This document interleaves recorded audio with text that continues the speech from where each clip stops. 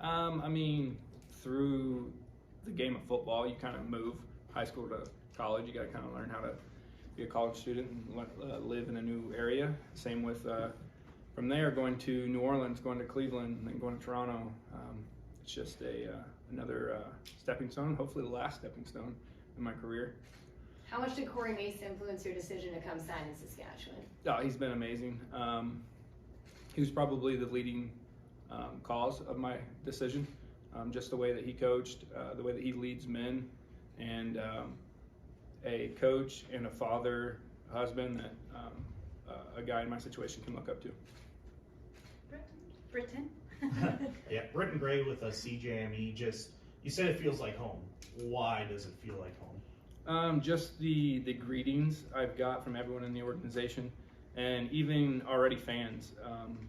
My flight from Toronto to here, I had fans already reach out to me and talk to me saying they're excited for me to get to the city. They were actually shocked that I was already flying in, and I had a good little joke about Coach Mace starting practice today, but that's not true.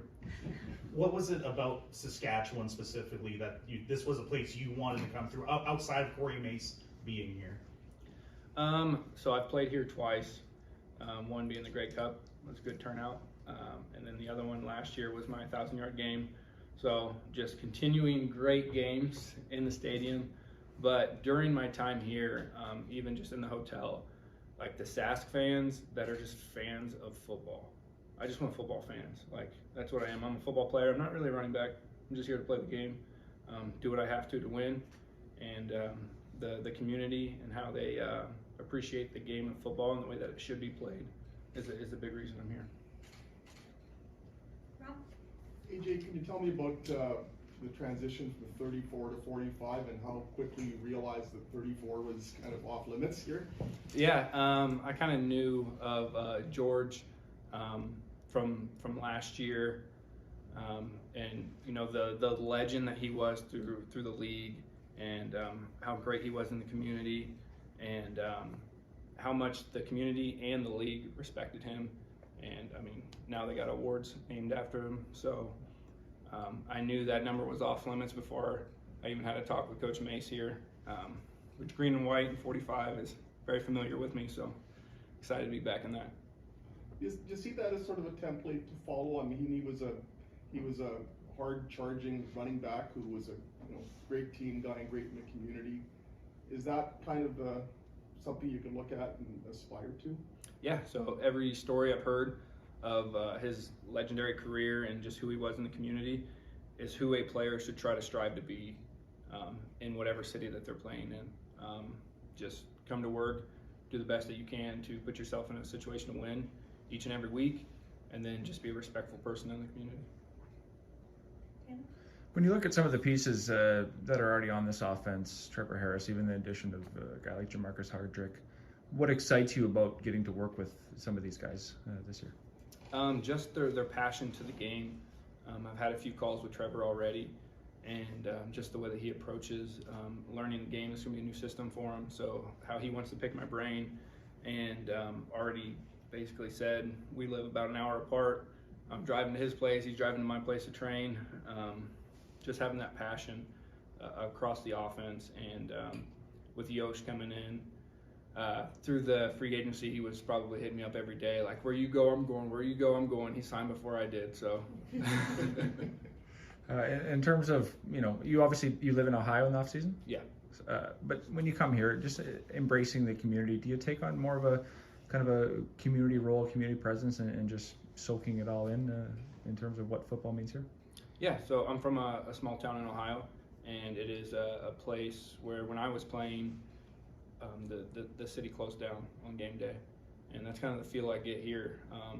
Much larger than where I grew up, but smaller than where I'm coming from, and I get that feel that it is football when it's game day.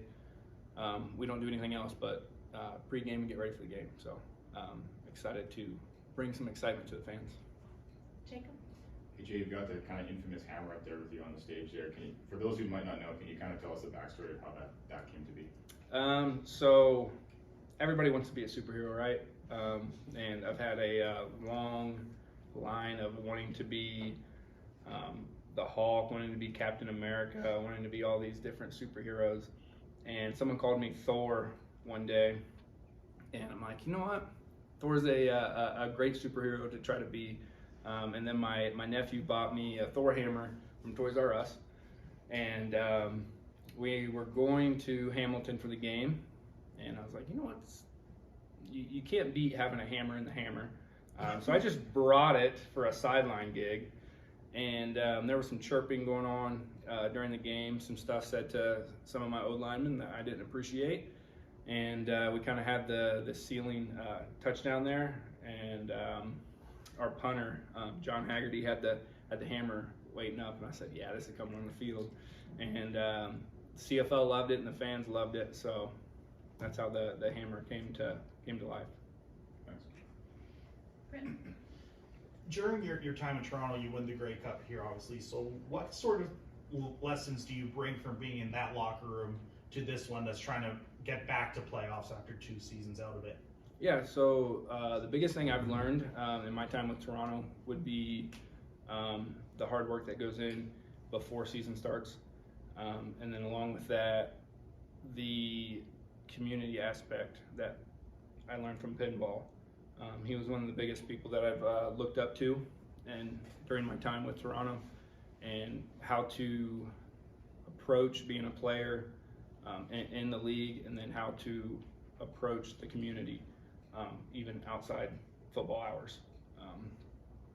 And bringing those two things to a city, I think, is the biggest thing that's going to bring a Grey Cup. If you got a locker room full of just hardworking men that are good guys that want to help the community, you're all reaching for one goal. How excited are you to get to training camp and get this going now that you've signed a contract? I mean, I can't wait. I've been talking to some people about missing my flight Saturday, and we're just going to start training camp early.